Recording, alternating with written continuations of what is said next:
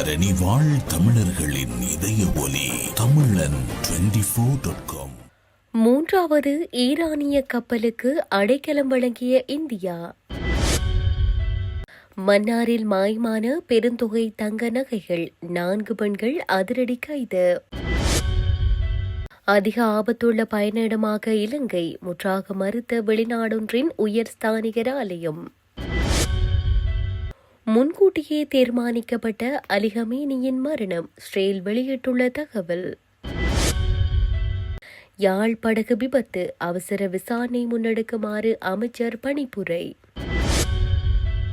ஈரானின் எச்சரிக்கையால் அதிரும் உலகம், அடுத்தடுத்து தாக்கப்பட்ட அமெரிக்க தளங்கள். கமீனியின் அதிநவீன பதுங்கு குழி அழிப்பு, 50 போர் விமானங்கள், 100 குண்டுகள் பயன்படுத்திய இஸ்ரேல் ராணுவம். மற்றும் சூரஜ் வானகரில் அத்தியாவசிய உணவுப் பொருட்களை மலிவு விலையை பெற்றுக் கொள்ள இம்போர்ட் ஸ்டேஷன். தொடர்பென விரிவான செய்திகள். ஈரானுக்கு சொந்தமான IRIS-11 எனும் யுத்த கப்பலுக்கு அடைக்கலம் வழங்க இந்தியா தீர்மானித்துள்ளது. இதற்கமைய 183 ஊழியர்களை கொண்ட இக்கப்பல் கடந்த 4ஆம் திகதி முதல் கொச்சி துறைமுகத்தில் நங்கூரமிடப்பட்டுள்ளது.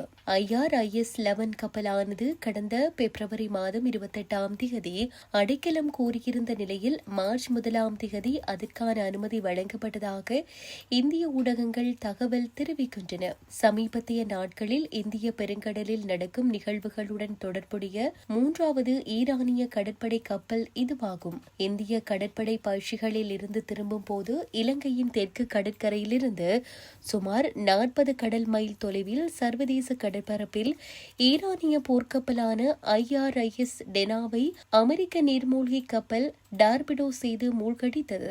அந்த சம்பவத்தை தொடர்ந்து 2வது ஈரானிய கப்பலான IRIS பசிலர் தொழில்நுட்ப சிக்கல்கள் காரணமாக இலங்கை கடல் எல்லைக்குள் நுழைய அனுமதி கோரியிருந்தது. அதனைத் தொடர்ந்து இலங்கை மனிதாபிமானத்தை கருத்தில் கொண்டு அதன் பணியாளர்களை வெளியேற்றி கப்பலை திருகோணமலை துறைமுகத்திற்கு கொண்டு செல்ல தீர்மானித்தது. IRIS டெனா அளிக்கப்பட்ட நிலையில் தற்போது இலங்கையின் காவலில் உள்ள IRIS பசிலர் மற்றும் இந்தியாவின் காவலில் உள்ள IRIS-11 ஆகிய ஈரானிய கப்பல்கள் சர்வதேசத்தின் கவனத்தை ஈர்த்துள்ளன. மன்னார் காவல்துறை பிரிவுக்குட்பட்ட சாந்திபுரம் 50 வீட்டுத்திட்ட பகுதியில் உள்ள வீடு ஒன்றில் கடந்த புதன்கிழமை இரவு இடம்பெற்ற திருட்டு சம்பவத்துடன் தொடர்புடைய பிரதான சந்தேக நபரான பெண்ணொருவர் உள்ளடங்கலாக 4 பெண்கள் கைது செய்யப்பட்டுள்ளனர்.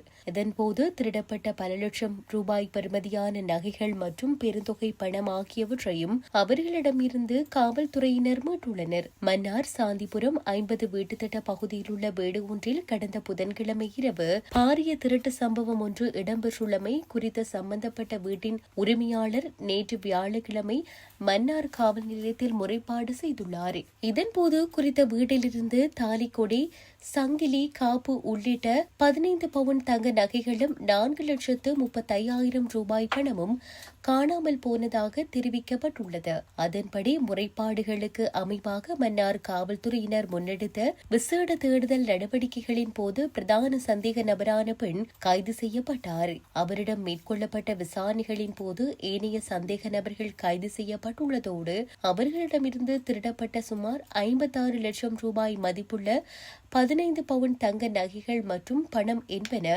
முழுமையாக மீட்கப்பட்டுள்ளது. கைது செய்யப்பட்ட சந்தேக நபர்களான 4 பெண்களும் தற்போது மன்னார் காவல் நிலையத்தில் தடுத்து வைக்கப்பட்டு விசாரணைக்கு உட்படுத்தப்பட்டு வருகின்றனர். மேலதிக விசாரணைகளை மன்னார் காவல்துறையினர் முன்னெடுத்து வருவதோடு விசாரணைகளின் பின்னர் மீட்கப்பட்ட நகைகள், பணம் மற்றும் கைது செய்யப்பட்ட நபர்களை நீதிமன்றத்தில் முன்னிலைப்படுத்த மன்னார் காவல்துறையினர் நடவடிக்கைகளை மேற்கொண்டு வருகின்றனர். ஆஸ்திரேலியர்களுக்கு அதிக ஆபத்துள்ள பயணிடமாக இலங்கை வகைப்படுத்தப்பட்டுள்ளதாக வெளியான செய்திகளை கொழும்பிலுள்ள ஆஸ்திரேலிய உயர்ஸ்தானிகர் ஆலயம் முற்றாக மறுத்துள்ளது. இலங்கைக்கான ஆஸ்திரேலியாவின் உத்தியோகபூர்வ பயண ஆலோசனையின் நிலை மாறவில்லை என்று உயர்ஸ்தானிகர் ஆலயம் சுட்டிக்காட்டியுள்ளது. இதன்படி துல்லியமான மற்றும் புதுப்பித்த பயண ஆலோசனைகளுக்கு ஆஸ்திரேலியர்கள் அதிகாரப்பூர்வ ஸ்மார்ட் டிராவலர் வலைதளத்தை நம்பியிருக்குமாறு உயர்ஸ்தானிகர் ஆலயம் கேட்டுக் ஏற்பட்டுக் கொண்டுள்ளது. சமூக ஊடகங்களில் பரவும் சில செய்திகள் இலங்கைக்கான ஆஸ்திரேலியாவின் பயண ஆலோசனையில் மாற்றங்களை தவறாக பரிந்துரைத்துள்ளதாக தெரிவிக்கப்பட்டுள்ளது. இந்நிலையில் தற்போதைய பயண ஆலோசனைக்கு சுற்றுலா பயணிகள் எப்போதும் ஸ்மார்ட் டிராவலர்களை பார்க்க வேண்டும் என்று உயர்ஸ்தானிகர் ஆலயம் மேலும் வலியுறுத்தியுள்ளது. ஈரானின் உயர்மட்ட தலைவர் அலி ஹமேனியை இலக்கு வைத்து முன்னெடுக்கப்பட்ட தாக்குதல்கள் மற்றும் அதற்கான திட்டமிடல்கள் குறித்து ஆஸ்திரேலிய பாதுகாப்பு அமைச்சர் ஸ்டீல் கார்ட்ஸ் முக்கிய தகவல் ஒன்றை வெளியிட்டுள்ளார். ஈரானின் உயர்மட்ட தலைவர் அலி ஹமேனியை படுகொலை செய்வதற்கான இலக்கை ஆஸ்திரேலிய பிரதமர் பெஞ்சமின் நெதன்யாகு கடந்த நவம்பர் மாதமே நிர்ணயித்திருந்ததாக அவர் மேலும் சுட்டிக்காட்டியுள்ளார். இதுகுறித்து அவர் மேலும் தெரிவிக்கையில், அலி ஹமேனியை கொலை செய்வதற்கான ராணுவ நடவடிக்கைகள் ஆரம்பத்தில் 2026ஆம் ஆண்டின் நடுப்பகுதியில் முன்னெடுக்கவே திட்டமிடப்பட்டிருந்தது. எனினும் ஈரானுக்குள் வெடித்த மக்கள் போராட்டங்கள் மற்றும் உள்நாட்டு அமைதியின்மை காரணமாக இந்த திட்டம் முன்கூட்டியே நடைமுறைப்படுத்தப்பட்டுள்ளது. ஈரானின் உள்நாட்டு நெருக்கடியை பயன்படுத்தி ஈரான் இஸ்ரேல் மீது முன்கூட்டியே தாக்குதல் நடத்தக்கூடும் என்ற அச்சம் இஸ்ரேலுக்கு ஏற்பட்டது. இதன் காரணமாக 2026 ஜூன் மாதம் நடைபெறவிருந்த நடவடிக்கை இந்த ஆண்டு ஜனவரி மற்றும் பிப்ரவரி மாதங்களுக்கு இடையில் முன்னெடுக்கப்பட்டதென தெரிவித்துள்ளார். யாழ் படகு விபத்திற்கான முழுமையான காரணங்களை கண்டறிவதற்குரிய அவசர விசாரணை முன்னெடுக்குமாறு கடற்றொழில் நீரியல் மற்றும் கடல் வளங்கள் அமைச்சர் ராமலிங்கம் சந்திரசேகர் பணிப்புரை விடுத்துள்ளார். கடற்படையினருக்கும் சம்பந்தப்பட்ட அனைத்து தரப்பினர்களுக்கும் கடற்றொழில் அமைச்சரால் இது தொடர்பான அறிவுறுத்தல் விடுக்கப்பட்டுள்ளது. அத்துடன் குறித்த படகு விபத்தில் உயிரிழந்தவர்களின் குடும்பத்தாருக்கு அமைச்சர் தனது ஆழ்ந்த அனுதாபத்தை தெரிவித்துள்ளார். துயரத்தில் இருக்கும் குடும்பங்களுக்கு அரசாங்கம் சார்பில் தேவையான அனைத்து உதவிகளும் வழங்கப்படும் எனவும் அவர் கூறியுள்ளார். விபத்துக்குள்ளான படகு பயணத்திற்கு பாதுகாப்பான நிலையில் இருந்ததா, பயணிகளின் எண்ணிக்கை விதிமுறைக்கு உட்பட்டதா, கடல் பயணத்திற்கான பாதுகாப்பு நடைமுறைகள் முறையாக பின்பற்றப்பட்டனவா என்பன குறித்து விரிவாக ஆராய அவர் அறிவுறுத்தியுள்ளார். இச்சம்பவம் தொடர்பாக யாழ் மாவட்ட கடற்றொழில் திணைக்கள அதிகாரிகளிடமும் காவல்துறையினர் மற்றும் கடற்படையினருடன் அமைச்சர் அவசர கலந்துரையாடலையும் மேற்கொண்டுள்ளார். குவைத்தில் உள்ள அமெரிக்க ராணுவ நிலைகளை இலக்கு வைத்து ஈரான் தாக்குதல் நடத்தியுள்ளதாக வெளிநாட்டு ஊடகம் ஒன்று செய்தி வெளியிட்டுள்ளது. இந்த தாக்குதல்கள் வரும் மணித்தியாலங்களுக்கு தொடரும் என்று ஈரான் ராணுவம் அறிவித்துள்ளதாக ஈரான் அரச ஊடகம் ஒன்றை மேற்கோள் காட்டி வெளிநாட்டு ஊடகம் ஒன்று செய்தி வெளியிட்டுள்ளது. இந்த தாக்குதல் நடவடிக்கைகள் இன்னும் முடிவுக்கு வரவில்லை என்றும் வரும் மணித்தியாலங்களிலும் இவை தொடர்ச்சியாக முன்னெடுக்கப்படும் என்றும் ஈரான் ராணுவம் திட்டவட்டமாக தெரிவித்துள்ளது.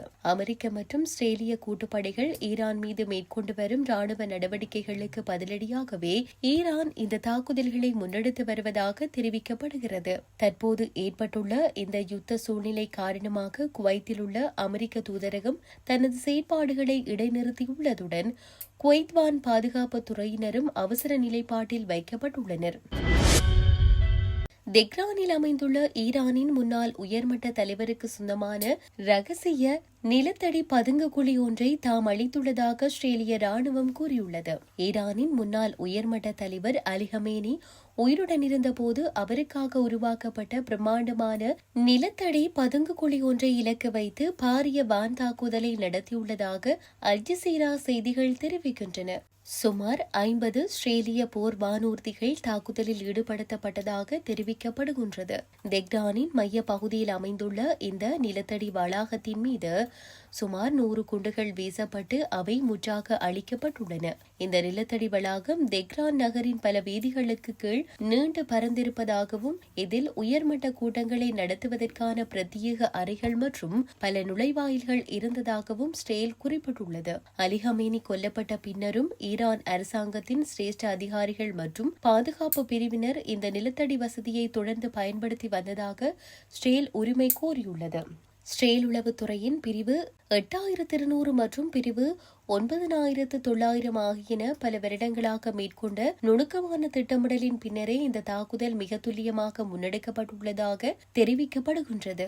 யுத்த காலங்களில் அவசரகால தலைமையகமாக பயன்படுத்துவதற்காகவே இந்த அதிநவீன பதுங்குகுழி வடிவமைக்கப்பட்டிருந்ததாக கூறப்படுகிறது.